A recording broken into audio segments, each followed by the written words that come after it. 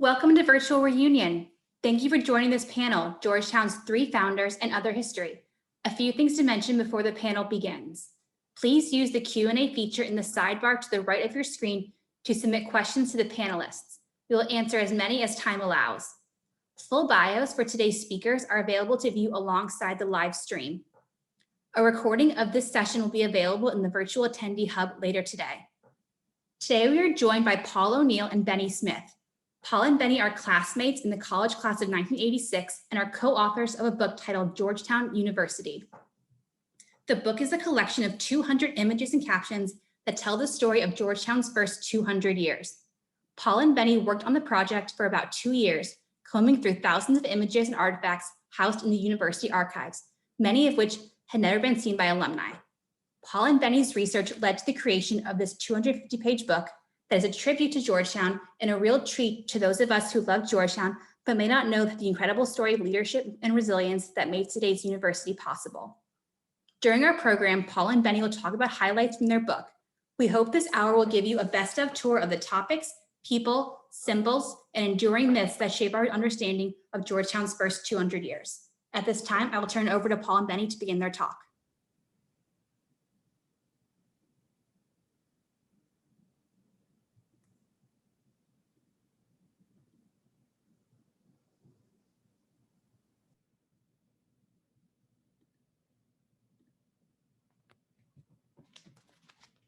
Cassie, thank you very much. Good afternoon, everyone.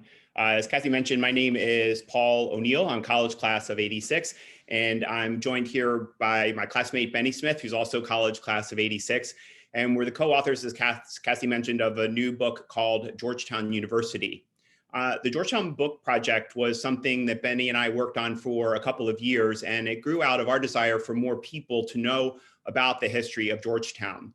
Today, we're going to explore the story that Bennie and I uncovered by going through thousands of pages and photographs and images in the university archives. The book itself is a collection of 200 images and captions that tell a story, Georgetown's story, from its founding in 1789 to 1989, the year of its bicentennial. You can buy the book Georgetown University on Amazon, and we're also online by Googling Georgetown History Book. I should note that royalties from the book will go to Lauinger's Booth Center for Special Collections. The Booth Center includes the university archives, the university's art collection, and the university's rare book collection. And most of the images that appear in the book were from the archives. So we owe a debt of gratitude to the team in the archives for their help in helping to make this book possible. It's not possible to go through the whole book in 45 minutes, so we're only going to be able to cover a few highlights. I hope answer lots of questions, and along the way, just enter into the chat function any questions you might have about anything that you see on the screen or you think is in the book or something that you think Bennie and I might be able to answer. We're going to start with the story of 2 Georgetown founders. I say founders plural because Georgetown's history includes several presidents who dramatically changed the trajectory of Georgetown's history. John Carroll, Patrick Healy, Holman Nevels, Timothy Healy, for example, all were referred to in their day as Georgetown founders. Today, we're going to talk about John Carroll and Patrick Healy.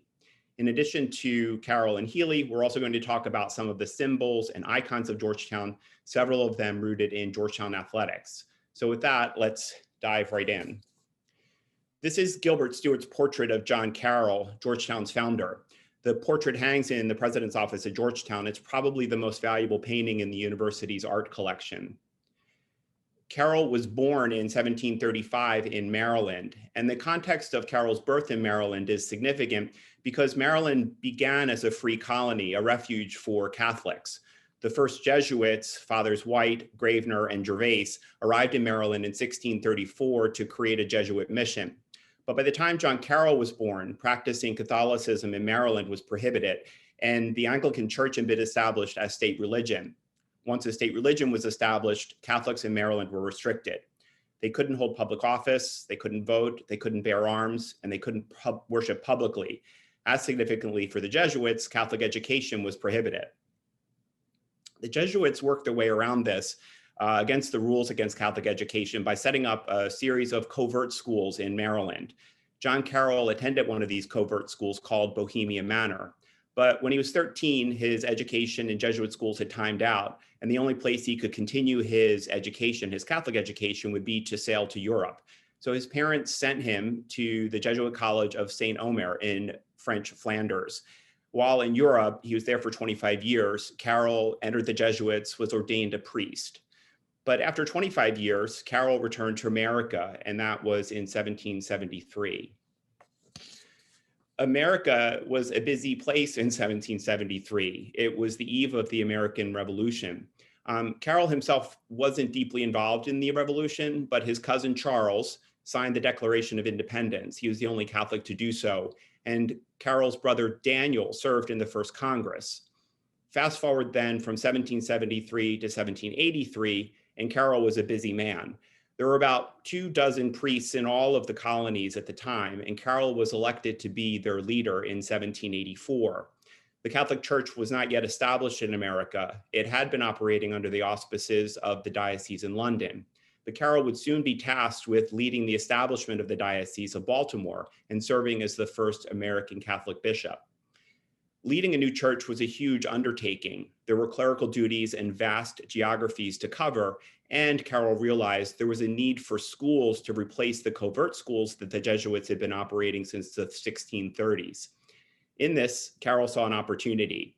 Take the 250-year-old Jesuit education tradition and marry it with enlightened principles of the new United States. Carroll believed that if America was to survive as a republic, it needed educated citizens to lead. The new Catholic Church in America would also need educated citizens to lead. Carroll believed his academy could educate for the republic and for the church. This document is John Carroll's proposals for establishing an academy at Georgetown on the Potomac River in Maryland. In it, Carroll lays out his plans for a new school or academy, as he called it. And it was situated on a hilltop that he selected on the outskirts of Georgetown, which at that point was a very busy colonial tobacco port. Not a lot of people know this document. It's housed in the Library of Congress, but Proposals is probably the most important document of Georgetown's history. It's Georgetown's Constitution. It's the first printed document to describe Carroll's plans for the new school. It would be impossible to read the details from the original text on the screen, so I laid out here 3 of the important things that were proposed by Carroll in the proposals. First, Georgetown would impart knowledge and improve morals. Second, it would be open to students of every religion, and it would be open to students regardless of their ability to pay. In Carroll's language, it would be open to every class of citizen. I find it interesting that the word Catholic doesn't appear anywhere in the document. So attentive was Carroll to the principles of educating students regardless of their religion. It's also incredible, if you think about it, that each of these 3 founding principles still animate Georgetown today. It's something that we should all be proud of. Also, an important part of Carroll's plan for the school was the establishment of an endowment. Carroll wrote in Proposals that Georgetown would charge tuition, but that tuition would be eventually eliminated when an endowment was established. Carroll created this document, Georgetown's first fundraising document, and sent it to all of the wealthiest Catholics in America and Europe to support the school. It begins with the words, "To all liberally inclined to promote the education of youth." Unfortunately, Carroll raised only a few small gifts, but without any money, Carroll decided to move forward with his plans. This is an important point because the absence of a founding endowment factors centrally in Georgetown's history right up to today. Georgetown never in its history established a financial footing commensurate with its peers. A year after Proposals, Carroll began construction on Georgetown's first building. This is an image of that building called Old South, and this is what campus looked like when it all started. Construction of Old South began in April 1788, and even though it was a very small building, it took 3 years to complete because there wasn't enough money for materials and laborers. Old South was situated on 1 acre of land, about the size of today's Dahlgren Quadrangle. Old South would soon welcome its first student, William Gaston, shown here. Georgetown's first student arrived in November 1791. He was from North Carolina, and he was ready to start school, but Old South, the building, was not finished. So rather than send Gaston back home, the Jesuits sent him to be privately tutored above a tavern in Georgetown. That was until January 1792, when Georgetown welcomed its first students and held its first classes. Incidentally, Gaston was Georgetown's first student, but he didn't graduate from Georgetown. He left Georgetown after 2 years and went on to graduate from Princeton. Gaston, however, was a loyal alumnus, and he was later a United States congressman. And as a congressman, he was instrumental in obtaining a federal charter for Georgetown to grant academic degrees in 1815. So with all of the important dates that have come up so far, 1634, the year the first Jesuits arrived, 1788, the year that Old South began, 1791, the year that William Gaston arrived, 1792, the year that classes began, one might wonder why Georgetown's founding year, 1789, hasn't come up. Well, there's a story there. For 50 years after the classes began in 1792, Georgetown traced its founding to 1788, the year that construction of Old South began. In the 1840s, however, a visiting Jesuit writing a history of Georgetown mistakenly wrote that construction of Old South began in 1789, not 1788. The mistake was repeated thereafter, and further confusion was created when a printed prospectus dated 1873 stated not just that the first building began in 1789, but that, quote, the school was founded in 1789. It wasn't until the 1889 centennial celebration that this mistake was uncovered. Patrick Healy was consulted about whether to correct the mistake at that time, but he said to leave it alone. More than likely, 1789 just made sense to Georgetown's leaders. It was highly symbolic and evocative. By using 1789 as Georgetown's founding date, Georgetown can link its founding to the founding of the United States. It could also link its founding to the founding of the Catholic Church in America. But this didn't solve the problem. What happened in 1789 that would cause Georgetown to say it was founded in 1789? Well, the factual basis for dating Georgetown's founding to 1789 is this: a property deed. It was January 23rd, 1789, that John Carroll took deed for the 1 acre of property on which Old South was already being built. January 23rd, 1789 is recognized as the official founding date of Georgetown. After that, 1789, for about 20 years, Georgetown struggled to establish itself. But when all the work that Carroll put into conceiving of Georgetown was beautifully captured in 1798, when Georgetown created a university seal. I should say that I love Georgetown's seal. I think it's one of the most beautiful seals in higher education. Here are versions of the seal, the original seal on the left, and in the center, a version that was created in the mid-19th century. The round version of the seal was used as the official seal of Georgetown for about 100 years, until 1977, when the board of directors voted to return to the original seal as the official seal of the university. I show the round seal still because you'll see it today. With the advent of digital media, the round seal is used because it can be presented in color, something that wasn't possible with the intricate original seal. Because it's hard to see the intricacy of the seal in the original woodcut, I've reproduced it here for illustration. The seal, as I mentioned, was created in 1798, and it has a striking resemblance to the Great Seal of the United States. The designer of Georgetown's seal is unknown, but he seems, or she seems, to have liked the Great Seal of the United States quite a bit, as the Georgetown seal incorporates many elements of the United States seal, including the eagle, the seal, the stars and stripes, for example. But let's look at the Georgetown elements of the seal. Surrounding the seal are branches of oak, symbolizing strength, and olive, symbolizing peace. Further in is a ring containing the Latin words Collegium Georgiopolitanum ad Ripis Potomaci in Marylandia. This is about the geography of Georgetown. Georgetown was founded on the Potomac River in Maryland, not in the District of Columbia, because Georgetown's founding predates the creation of the District of Columbia. Inside further, there are 16 stars. 16 was the number of states that existed in 1798 when the seal was created, after Tennessee was admitted to the Union, and before Ohio was admitted to the Union. Using 16 stars mirrors the tradition of the US flag, using a star for each state when a new flag is created. In the center of the seal, in the beak of the eagle, is a scroll with the Latin phrase utraque unum. Utraque unum is taken from St. Paul's letter to the Ephesians, and it explains that, quote, Gentiles and Jews are one. In translation, this phrase roughly means from both to one. For Georgetown, utraque unum is used to symbolize the unity of learning and faith. Related to the unity of learning and faith is what the eagle holds in its talons. On the left, a globe and calipers representing learning, and on the right, a cross representing faith. Last, above the seal, above the eagle's head, I should say, above the head of the eagle is a lyre. I never paid a lot of attention to the lyre, but the artist gave it a place of prominence at the center, top of the seal, and surrounded it with rays of light. In fact, the lyre brings together all the elements of the seal by symbolizing the harmony and unity of Georgetown University's mission.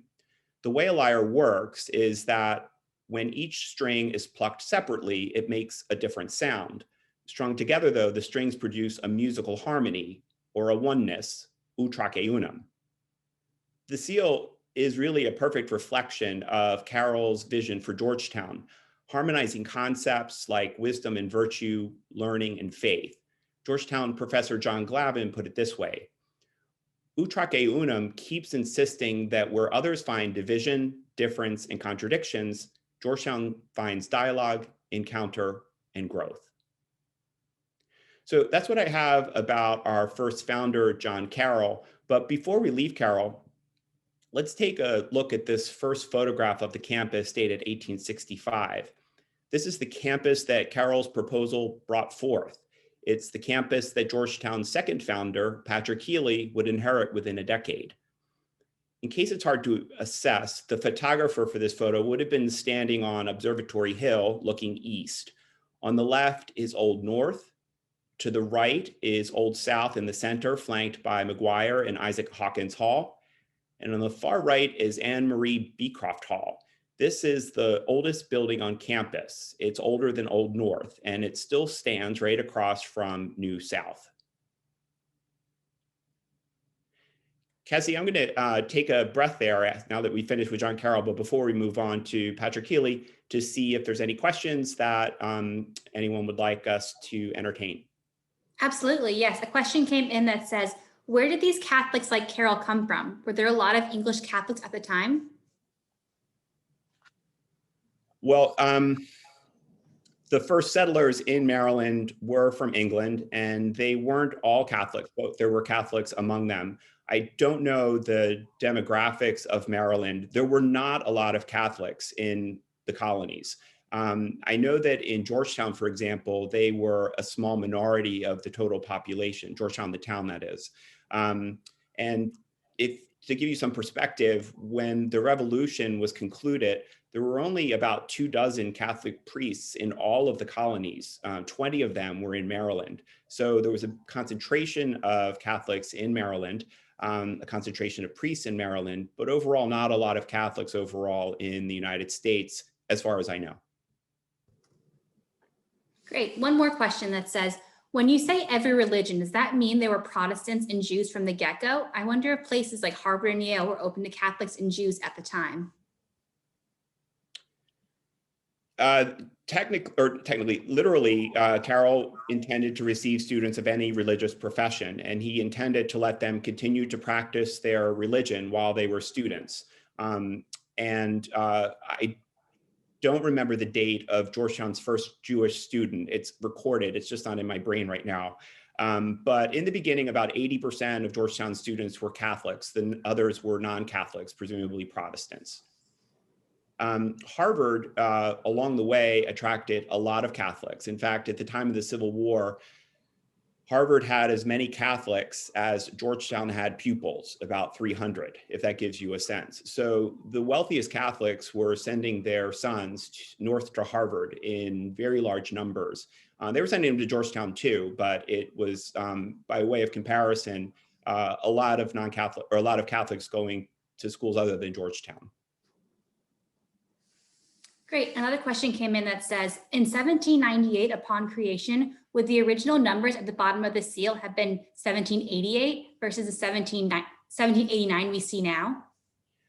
Oh, in fact, I won't be able to go back to it. When you look at the original woodcut, you'll see that those numbers don't appear, that was added when people redrew the seal. I can't tell you the date. It probably wouldn't have happened until late 20th century when they were thinking about returning to the original oval seal for use. But the original woodcut did not include a date at the bottom of the seal as the modern seal represents. And we have time for one more during this time. So I'll ask, when and how did Old South come down? Old South was replaced by Ryan. Ryan Hall still stands. So Old South stood until 1902. It was demolished and replaced. If you go into the quad and look at the footprint of the Ryan building, and by footprint, I mean from side to side, it's the exact width of Old South. So you'll get a sense of how tiny that building was in comparison to the two buildings that flank it. And it was torn down, as I said. It wasn't a well-constructed building from what we can tell, but it served its purpose over the course of 200 years before it was demolished in place of Ryan Hall. Great, thank you. Okay. Well, thank you for the questions. Following John Carroll, the second most consequential leader of Georgetown, known as Georgetown's second founder, was Patrick Healy. Patrick Healy is a fascinating figure. He was born in 1834 in Georgia. His father was a white plantation owner and his mother was enslaved. Under Georgia law, therefore, Healy and his 8 siblings were considered slaves in Georgia.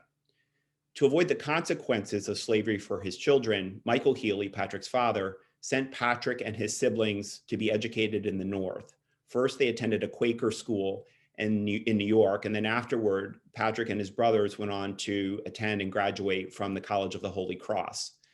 Like John Carroll before him, Healy, after Holy Cross, went to Europe to finish his studies and earn a PhD in philosophy. Healy came to Georgetown in 1866, and he was teaching philosophy when, in 1873, at age 39, he was unexpectedly selected to be Georgetown's president. Completely unexpected for a 39-year-old who had just arrived at Georgetown. Despite his age and despite his lack of experience as a college president, Healy nevertheless quickly articulated a transformative strategy that would elevate Georgetown College to the status of university. He would do this by transforming the curriculum of Georgetown College to be more modern, and then by integrating Georgetown's medical school and law school, integrate all 3 entities to become Georgetown University. As important as these administrative and curricular changes that Healy imagined was a vast creation and Georgetown's most iconic building, Healy Hall. These pictures are how architects first presented designs for Healy Hall. It was to be a massive building. It was a building that was to be fit for an American university. Its square footage, 100,000 square feet, was equal to all of the buildings that had been built in the school's first 90 years. The clock tower was going to soar 200 feet into the air, and it was equipped with science labs, a library, a commencement hall, a museum space, and single occupancy dormitory rooms. Building Healy Hall, however, was a lot like building Old South. There was not enough, or Old South, yeah, there was not enough money. The costs of building Healy Hall were 4 times the amount approved by the Jesuits in Rome. The building went unfinished for 20 years. To conserve money and without compromising the building's grand design, Healy directed that large parts of the building be left unfinished. This is a picture in 1879 when Healy was, quote, finished. At that time, a 2-story pile of dirt sat in place, and that lasted for a decade. The 2 east entrance porticos were not built. Riggs Library and Gaston Hall were left unfinished and barn-like, and the clock was not installed in the clock tower until 1888. Gaston Hall was left unfinished until 1901. If patience is a virtue and good things come to those who wait, we owe Patrick Healy a debt of gratitude for not finishing Healy Hall. He did not value engineer. He insisted that the beauty of the new building not be compromised and that we wait until the building be properly finished when funds became available. This insistence gave us the iconic building we have today. We're going to look inside, but I just wanted to fill in a couple of points of comparison. Healy Hall was built in 1879 for $400,000, which in today's dollars is about $14 million. And that sounds like a bargain. It was, except when you compare that cost relative to Georgetown's endowment, which at the time was about $5,000. So that means that the cost of building Healy Hall was 60 times the cost of, or the value of our endowment. If you were to extrapolate that to today's endowment at about $2 billion, you would have had to spend $120 billion to create Healy Hall. The stress, the financial stress that the creation of Healy Hall put on Georgetown University can't be overstated. As was seen in one of the earlier notes, Georgetown sold vast tracts of land, about 70 acres that it owned north of Reservoir Road, in order to help pay down debt for the building. And you can imagine the value that that land would hold for us today if we were to still own it. Everyone who's entered Healy Hall knows the gorgeous interiors, especially Gaston Hall. And most of the interior decorations, including the entrance foyer, Carroll parlor, the Philodemic room, and the president's office, all date back to 1901, when a Jesuit brother, Francis Schrone, was commissioned to decorate the interior of Healy. Gaston Hall is the most important of Schrone's work in Healy. We've all experienced the beauty of Gaston, but the decorations that Schrone created are also filled with meaning. Decoding Gaston was one of the best parts of writing this book. So we decided to dedicate a few slides to share what we know, chiefly from Georgetown alumnus and professor John Glavin, class of '64. This is the stage wall of Gaston. At the very top, you'll see 6 roundels, each with one letter, spelling the word wisdom. What a lot of people don't know is that there's another set of roundels that you've probably never noticed.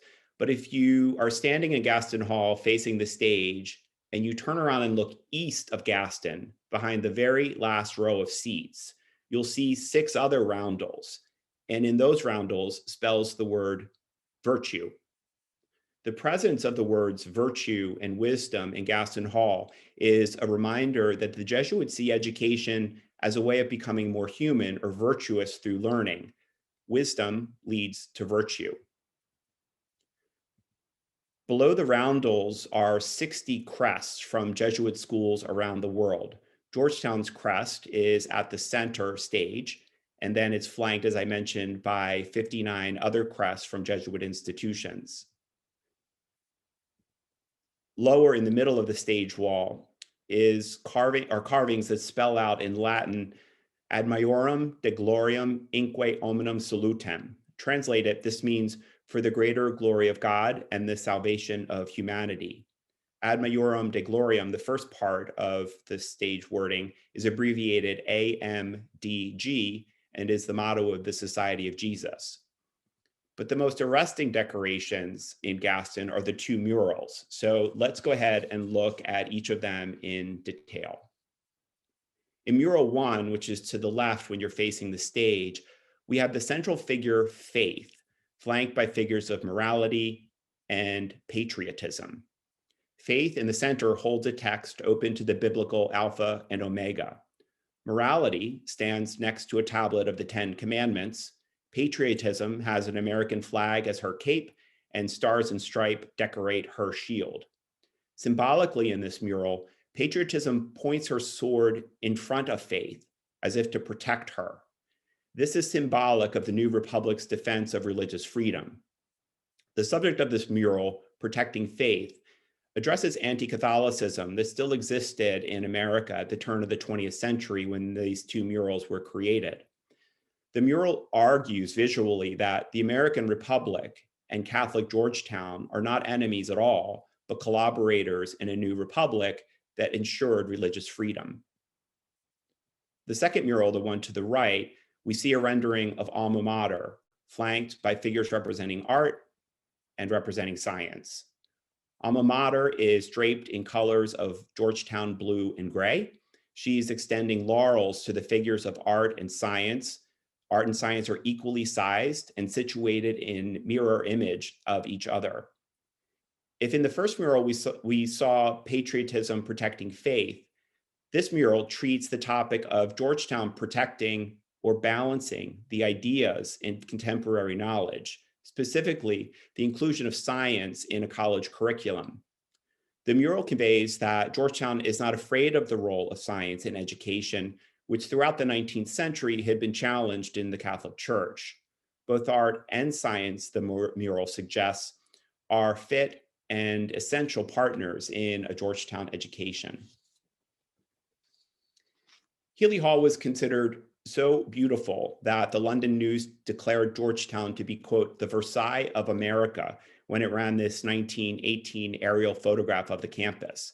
And just look at how Healy unifies the original buildings. I joked to Bennie that this is no New South or ICC.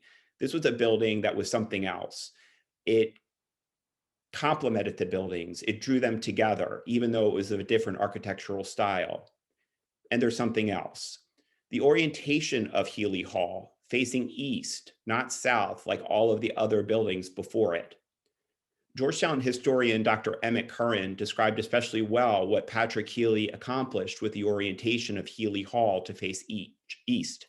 Curran wrote, "For the first time in its history, the university was constructing a building that faced not the river, but the city, as if to state visually its intention of becoming an enduring Catholic university in the capital of the United States."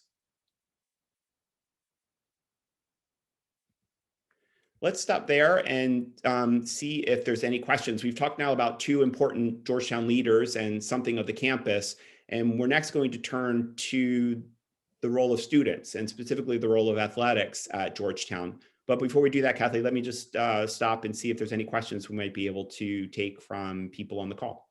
Sure, yes. One question came in that said, what was John Carroll's involvement in the Revolutionary War? He had a really cool, I say that he wasn't substantively involved in that he didn't sign the Declaration of Independence and he wasn't a revolutionary warrior.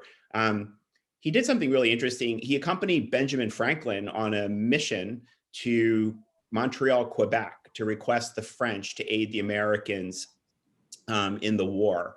Unfortunately, the mission was unsuccessful. The French did not provide aid.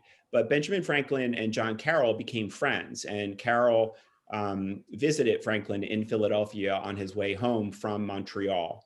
And it was Benjamin Franklin who recommended to the Roman superiors that Carroll be selected to be the first bishop of the United States. There was this confusion by Rome. They first went to the United States government and said, "Who do you want to lead your church?" And the American government said, "Well, we don't do it that way. We separate church and state. So you all have to decide who is going to lead your church." And that was when Benjamin Franklin became instrumental in suggesting, look, I know these people, John Carroll's your guy. And he was then appointed by Rome to lead the origins of the Catholic Church in the US. Great, thank you. Who is Ryan Hall named after? Ryan Hall is named after Ida Ryan. She was the wife and mother of a Georgetown alumnus. She's a fascinating figure. I don't want to take us over time. She was a fancy lady. She had designs that Georgetown students were going to become Georgetown gentlemen. She ordered Delftware to be used in Ryan Hall where the cafeteria was. The cafeteria was a dining room. She had liveried waiters delivering food to the students. And she also insisted that the Ryan building be built so that it looked very grand. And she wanted it to be as grand as the she wanted it to be as grand facing the river as Healy was facing the east. And that's why you see those gigantic, some would say out of place, 2-story limestone columns adorning Ryan as it juts out over the Potomac. It's a little disproportionate to the 2 Georgian buildings that it flanks, but that was Mrs. Ryan's vision. Mrs. Ryan also funded the building of Ryan Gymnasium, which was about 2 years after Ryan Hall. Great, thank you. And one final question. Was Healy Hall first named Healy Hall while being built, or was it commemorated to Father Healy at a later date? It was named Healy Hall against his wishes. It was referred to as the new building for a long time until it was determined. Father Healy left his presidency in 1773 to 1787. I think I have that right. It was before the centennial.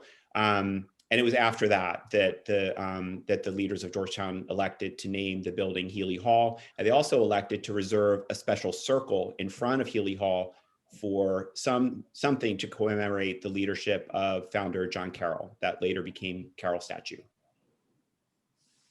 Great, thank you. Okay, as I mentioned, we're going to transition away from faculty leaders, presidents, and the built campus and talk a little bit about students. And for that, we're going to turn over to Bennie. Thank you, Paul. It's good to be with everyone today. And I think it's really fitting to link the rise of athletics and student life to the 2 leaders we've talked about, John Carroll and Patrick Healy.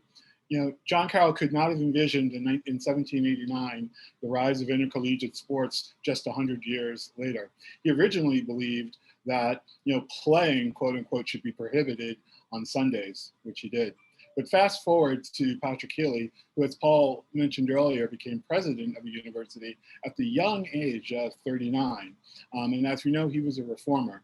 Not only did he effect change as far as the curriculum was concerned, but he effected change in how the school, the institution, related to students. Previously, it was under the coda of in loco parentis, meaning Georgetown as an institution was a parent to the student and treated them as such.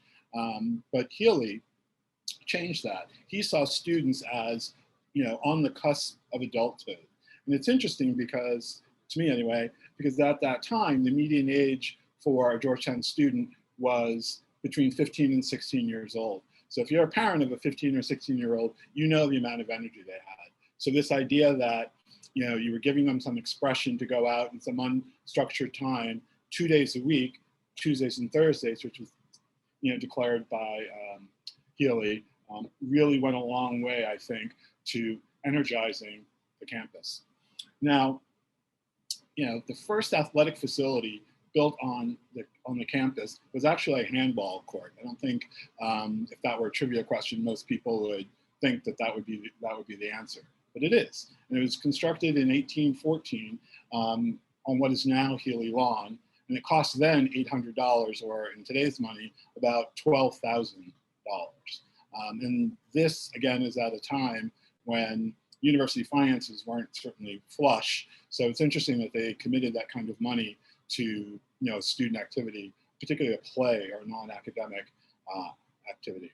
In the years leading up to the Civil War, additional outdoor handball courts were constructed in various locations across campus because it was a very popular sport. And in fact, you could play year-round, and many Jesuits, many of the faculty who were Jesuits also played. And you can see in the top image, it's a little hard to see, but just in the center of the image toward the top, there's what looks like a wall jutting out from the building, and that's actually the handball court itself that was constructed. And the below picture represents students gathered after a field day.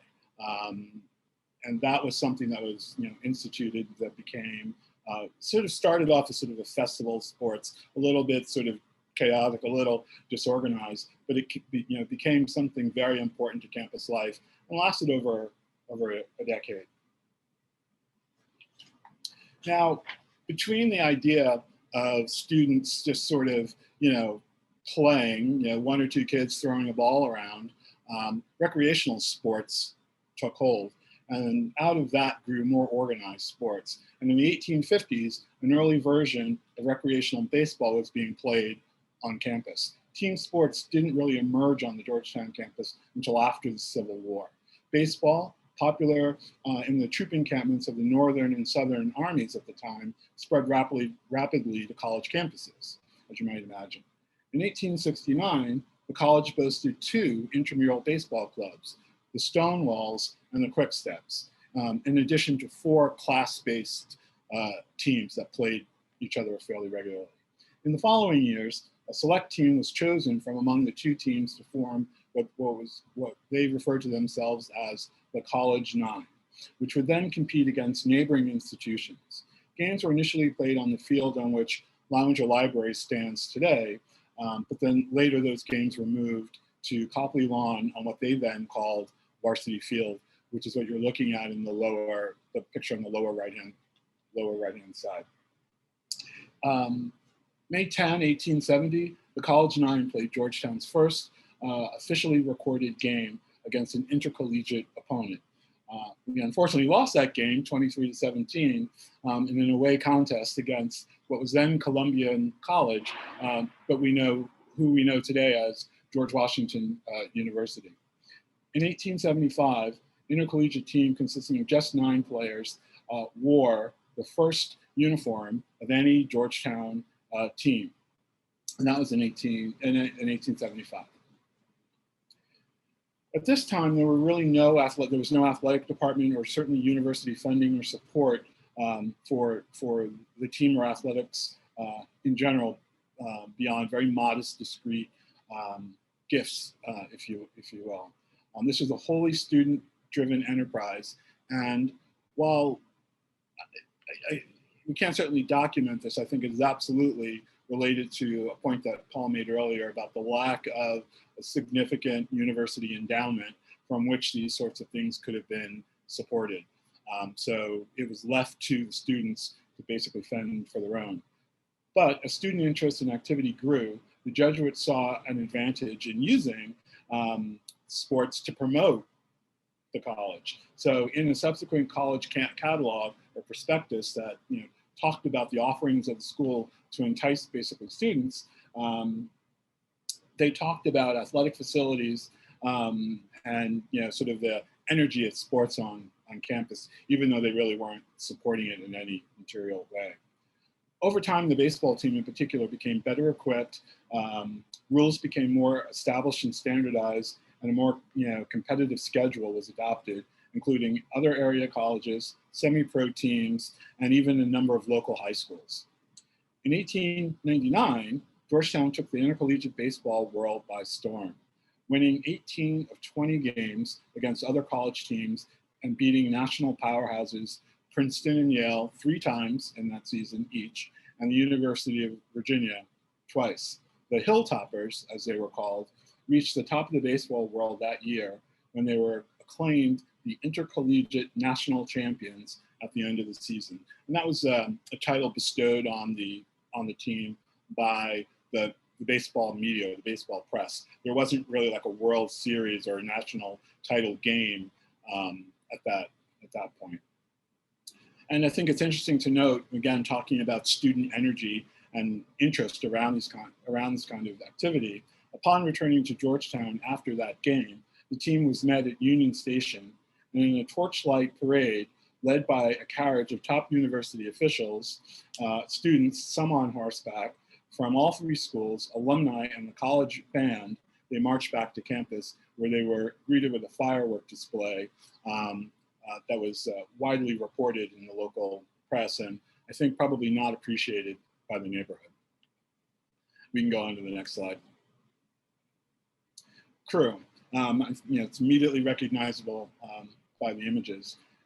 March 15, 1876, intercollegiate rowing was established at Georgetown. One of the first acts of the Georgetown College Boat Club was to appoint a committee on colors, as Georgetown didn't have, at that point, any colors, particular colors associated with either its teams or the school. In 1876, it was felt that this was needed so that supporters could more easily identify the team from the shoreline during races and practices, that were happening. A College Journal article describes that the committee was looking for colors to express, quote, the feeling of unity that exists now between the northern and southern boys of the college, end quote. It was subsequently recommended that the adoption of blue and gray be the expression of that desire. By June of that year, we know that the young ladies of the Visitation Academy nearby had immediately sewed a half blue and half gray banner with the inscription, "Swifter than the wind," in Latin, that they then presented to the college.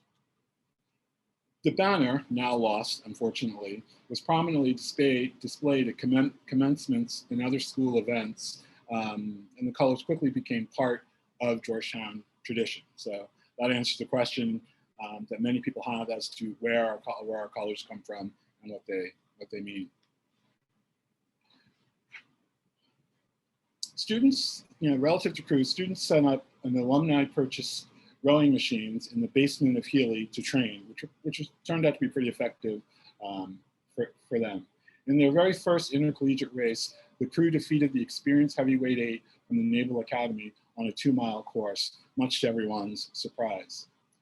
Sports on campus at this time, however, had to be self-supporting, as we talked about, and to underscore that point, when approached by the boat club for a $100 loan to buy a boat, Father Healy declined several times.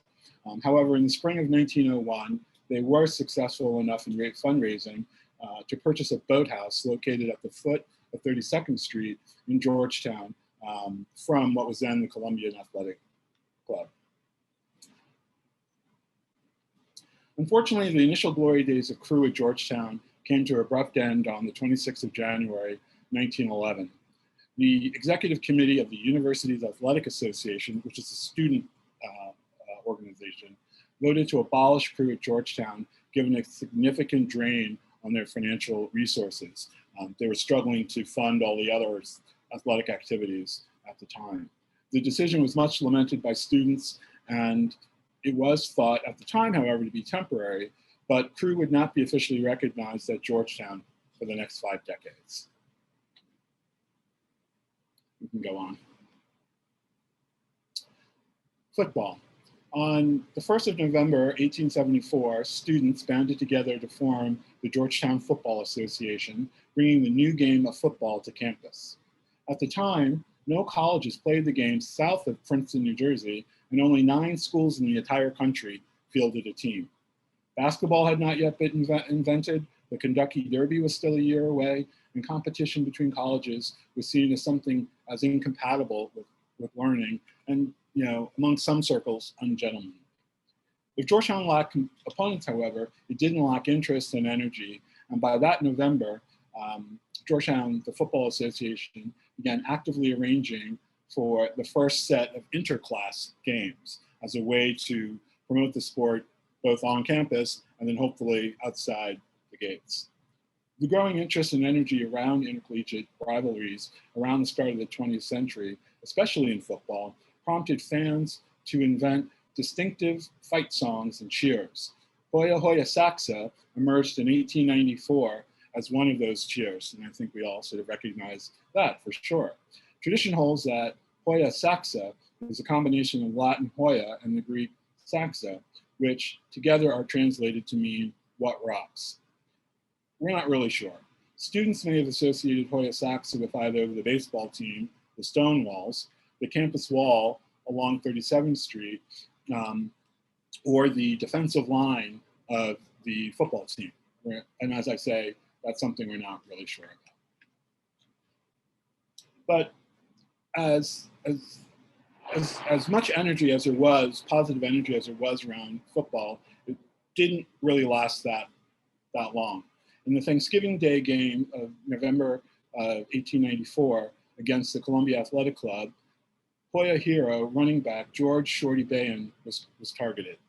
Now at this time, there wasn't much equipment worn by the players. The rules were a little hazy, and the crowds were very raucous. And it was not uncommon for there to be bets placed against not just on who's going to win or lose a game, or not just on the final score of a game, but on how quickly the star or key players of an opposing team would be taken out of the game by injury. So it caused an incentive for weaker, more inferior teams to target players of stronger teams. And on that Thanksgiving Day game in 1894, unfortunately, George Bann was targeted. During play, he was tackled by an opposing player who rammed him in his abdomen at full speed with his head, and simultaneously by another player in the same manner. When he was down, he was kicked in the back by a third player, and a fourth jumped on him while he was lying prone on the ground. The ball was at least 10 yards away from where this assault happened, and then Shorty was removed from the field on a stretcher and taken to the hospital. a GU co-captain of the team was also injured and suffered a broken leg and a quote-unquote tackle, again, yards away from the ball. All in all, at least 4 GU players were injured enough to be removed from the field by the second half. It's believed that the opponents resorted to these calculated attacks in order to win the game, generate some betting wins, and otherwise keep a crowd of 10,000 folks cheering for them. After about a week after the game, at the urging of University President Havens Richards, the board of directors voted an end to intercollegiate football at Georgetown. It didn't resume again for another 5 years. Shorty hung in there due to his injuries for several months, but later died. An emotional mass was held in his honor at Trinity Church. Luckily, the history of football, as it's gone on, has gotten a little more positive as rules have become more established. There are more, better equipment, and this idea of players who are semi-professional being allowed to play at the collegiate level has been abolished. So with there, we'll stop. And if there are any questions, we can address those at this point. Great. Yes, we had a question come in that says, did Healy run into any difficulties at Georgetown due to his background being the son of a slave? I think the way we would answer that, the way I would answer that is that certainly people were aware, other Jesuits were aware of his racially mixed background. It's one of the reasons why he was not sent south as a Jesuit. He did most of his work, all of his work, in the north, so to speak. He had been initially recommended to be president, but was passed over in favor of his predecessor. But when his health went down, Healy, was then named president. So it's very likely that his racially mixed background had some influence on how he was perceived. But I think his, intellect, his education, his wit, his charm, and his ability to, affect positive change within the institution, really bring it forward, helped to dampen that. I don't know if you have any other thought on that, Paul. Yeah, I would add there's a fascinating biography about the Healy family, the extent to which the Healy patriarch Michael went, the lengths to which he went to obscure the identity of his sons. Patrick and his brothers, Father Healy and his brothers, identified throughout their life as Irish Catholics, and Healy was the lightest, had the lightest complexion of all of his brothers. The expression that's been used is that the Healy brothers passed as white, as it were, and the acknowledgement of them as having African-American heritage really wasn't adopted or acknowledged until after they had all passed away. Healy had a couple of other very successful brothers, both of whom also disguised their identity. One was the first bishop, the first African-American bishop in the United States who became Bishop of Portland, Maine. And then the other was a captain in the Coast Guard. Wild Mike Healy was his nickname. He operated out of the Pacific Northwest. Yeah, and as we like to claim him as the first Black president of a major university, or Georgetown anyway, I don't know that he saw himself that way. Yeah, I agree. Great, thank you. One more question. What is the most impressive element of the Corps' history? Ringer for Benny. Other than my being elected VP of Operations in 1985, I'm not sure. Benny, could I do a quick plug? Sure. How many oral interviews have you now conducted about the history of the Corp? Very close to 500. So he's conducted 500 oral histories with alumni of the Corp in studying the history of the Corp, which is an incredible undertaking. Yeah, and and in a serious way, I guess how I would answer that question is that this is an organization created, conceived and created by students, again with no help from the university, beyond providing some space, and it has survived and thrived over 5 decades, from a few $100s in revenue to over $5 million in revenue. Started with maybe 15 volunteers. Nobody was paid in the beginning years. To the last full year before the COVID shutdown, had close to 400 employees operating in 7 locations across campus. And again, these are 19, 20, 21-year-olds, making payroll every week, paying their bills, and making sure that there's stuff on the shelves to sell every day. And their 50th anniversary is next year. Great, thank you. Cassie, I'm conscious of time. We've got 5 minutes. We've got about 10 minutes of slides. So I'm going to commend people to the book for the answer to the question of why Jack the Bulldog is called Jack the Bulldog. And I'll do it really fast. So Georgetown students in 1962 were without a live mascot. They decided that they wanted a live mascot. They decided that they wanted the live mascot to be a bulldog. They went to the university, said, will you pay for a bulldog? The university said no. The students said, we're going to get a bulldog anyway. So they went out and held fundraisers. They raised just enough money to what we might call a used dog. This was a dog that was 2 years old. It was a former show dog whose nickname was Little Nan's Royal Jacket. And his nickname was Jack. The students brought him back to campus. The plan was to call the dog Hoya. And unfortunately for the students, the dog had attached to the name Jack, which it had lived with for the first 2 years of its life. And despite the students' best efforts, Jack would never answer to Hoya. So the students just relented and started calling Jack the Bulldog. And from then on, Georgetown's Bulldogs have always been called Jack. And then the next, where did this name come from, that appears in the book that was a lot of fun is the tombs. This is a Georgetown icon. It was started in 1962 by a Georgetown alumnus, Richard McCooey, who was class of 52. And he modeled the tombs in the 1789 after Maury's Temple Bar at Yale. And the name, the tombs, comes from a line in the T.S. Eliot Book of Practical Cats, in which a character, Bustopher Jones, known as the cat about town, was said to eat his lunch at the tombs. Richard McCooey must have been a very colorful figure because his college nickname was Bustopher Jones. But regardless, it was an inspired name because tens of thousands of Hoyas like Bustopher Jones have also had lunch at the tombs. And then finally, because this is significant, this is a photograph from 1889 of the Society of Alumni gathered on the unfinished northern portico of the Healy building. You can see that there's no roof over the steps.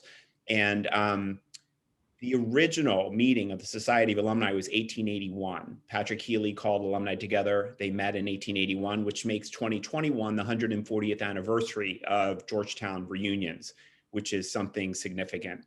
And if I may, I'll just close by saying that Benny and I had a ball researching this book.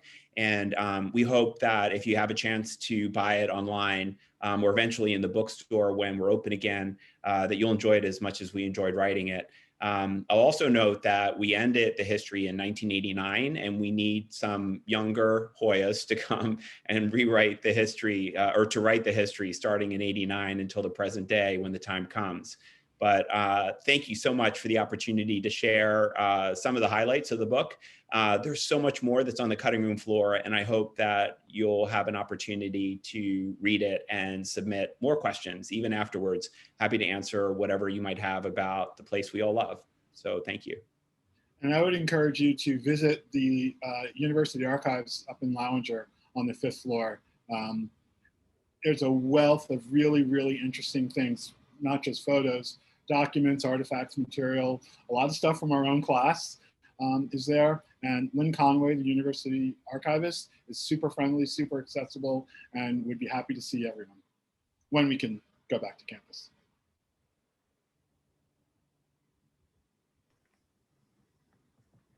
Cassie, are there any questions that we have time to fit in, or do we need to wrap up?